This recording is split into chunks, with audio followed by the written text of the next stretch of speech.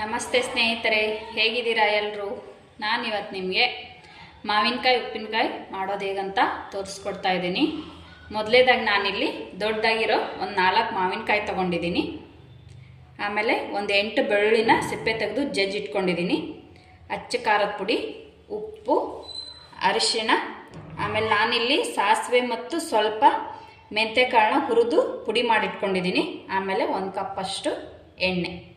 ಇದಿಷ್ಟು ಮಾವಿನಕಾಯಿ ಉಪ್ಪಿನಕಾಯಿ ಮಾಡಲು ಬೇಕಾಗಿರುವಂಥ ಸಾಮಗ್ರಿಗಳು. ಬನ್ನಿ, ಮೊದಲೇದಾಗಿ ನಾನಿಲ್ಲಿ ಮಾವಿನಕಾಯಿನ ಹೆಚ್ಕೋತಾ ಇದ್ದೀನಿ.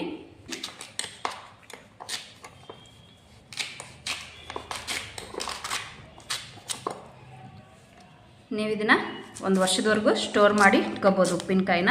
ಆಮೇಲೆ ಇದನ್ನ ಕ್ಲೀನಾಗಿ ತೊಳ್ಕೊಂಡು ಬಟ್ಟೆಯಲ್ಲಿ ನೀಟಾಗಿ ಒರೆಸ್ಕೊಳ್ರಿ. ನೀರಂಶ ಇರಬಾರ್ದು. ನೀರಿನಂಶ ಇದ್ದರೆ ಉಪ್ಪಿನಕಾಯಿ ಕೆಡೋ ಸಾಧ್ಯತೆ ಇರುತ್ತೆ. ಸೊ ಅದಕ್ಕೆ ಫಸ್ಟ್ ಅದನ್ನ ತೊಳೆದಿಟ್ಕೊಂಡು ಕ್ಲೀನಾಗಿ ಒಂದು ಬಟ್ಟೆ ತೊಗೊಂಡು ಕಾಟನ್ ಬಟ್ಟೆಯಿಂದ ಕ್ಲೀನಾಗಿ ಒರೆಸ್ಕೊಂಡು ಈ ರೀತಿ ಸಣ್ಣದಾಗಿ ಹೆಚ್ಚಿಕೋಬೇಕು. ಈಗ ಮಾವಿನಕಾಯಿ ಸೀಸನ್ ಅಲ್ವಾ, ಅದಕ್ಕೆ ಒಂದು ವರ್ಷವರೆಗೂ ಬರೋವರೆಗೂ ನಾವು ಉಪ್ಪಿನಕಾಯಿನ ಹಾಕಿಟ್ಕೋತೀವಿ. ಇದು ನಮ್ಮ ಗಿಡದಲ್ಲೇ ಬಿಟ್ಟಿರೋಂಥ ಮಾವಿನಕಾಯಿ.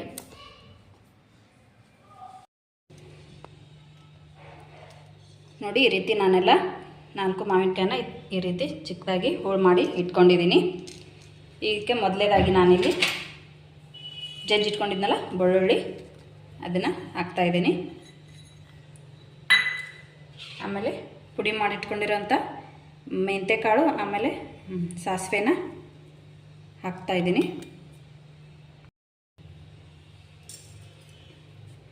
ನಾ ಇಲ್ಲಿ ಒಂದು ಸ್ವಲ್ಪ ಅರಿಶಿನ, ಒಂದು ಅರ್ಧ ಚಮಚ ಹಾಕಿ ಸಾಕು ಅರಿಶಿನ ಪುಡಿ. ಆಮೇಲೆ ರುಚಿಗೆ ತಕ್ಕಷ್ಟು ಉಪ್ಪು. ಇದು ಮಾವಿನಕಾಯಿ ಹುಳಿ ಇರೋದ್ರಿಂದ ಸ್ವಲ್ಪ ಉಪ್ಪು ಜಾಸ್ತಿನೇ ಹಾಕಿದರೂ ಪರವಾಗಿಲ್ಲ, ಅದೆಲ್ಲ ಹಿಂಕೋಬೇಕಲ್ಲ. ಇನ್ನು ನೀವು ನೋಡ್ಕೊಂಡು ರುಚಿನ ಹಾಕ್ಕೊಳ್ರಿ. ನಾನಿಲ್ಲಿ ಒಂದು 4 ಸ್ಪೂನು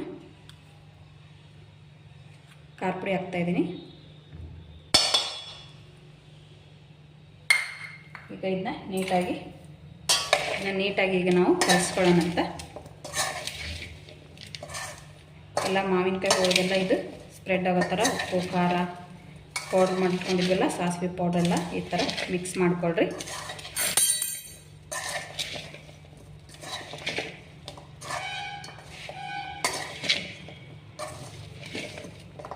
ನೋಡಿ, ಈ ಥರ ನೀಟಾಗಿ ಎಲ್ಲ ಹೋಳಿಗೂ ಉಪ್ಪು ಖಾರ ಎಲ್ಲ ನೀಟಾಗಿ ಈ ರೀತಿ ಸ್ಪ್ರೆಡ್ ಆಗಲಿ.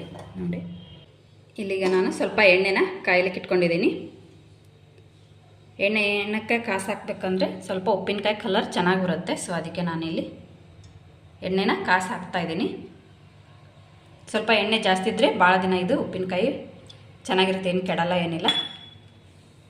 ಇದಕ್ಕೆ ಒಂದು ಚಿಟಿಕೆ ಅಷ್ಟು ಅರಿಶಿನ ಹಾಕ್ತಾಯಿದ್ದೀನಿ. ಆಮೇಲೆ ಸ್ವಲ್ಪ ಬಿಸಿ ಆದಮೇಲೆ ಬಂದ್ ಮಾಡಿ ಗ್ಯಾಸ್ ಆಫ್ ಮಾಡಿ ಇದಕ್ಕೆ ಅಲ್ಲಿ 2 ಸ್ಪೂನ್ ಹಾಕಿದ್ದೆ, ನಾನು ಇಲ್ಲಿ 2 ಸ್ಪೂನ್ನ ಖಾರ ಪುಡಿನ ಹಾಕ್ತಾಯಿದ್ದೀನಿ.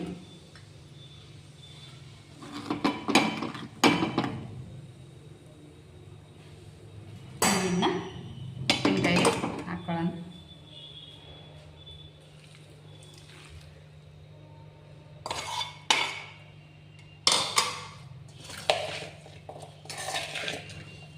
ಈ ರೀತಿ ಎಣ್ಣೆ ಕಾಸು ಹಾಕೋದ್ರಿಂದ ಉಪ್ಪಿನಕಾಯಿ ಈ ಥರ ಕಲರ್ ಚೆನ್ನಾಗಿ ಬರುತ್ತೆ.